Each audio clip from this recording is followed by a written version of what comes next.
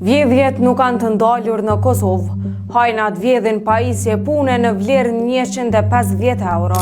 Një rast vjedhje është raportuar në fshatin Kamenic të Leposaviqit, ku persona të panjohur kanë hyrë me forcë në një objekt ndems dhe kanë marrë pajisje pune. Sipas informacioneve që ka sinjali, ngjarja dyshohet se ka ndodhur me 14 prill, ndërsa është raportuar në polici një ditë më vonë. Ankuesi O.M ka deklaruar se nga objekti i tij janë vjedhur një makinë shpimi dhe një makinë ngërruese me vlerë totale rreth 150 euro.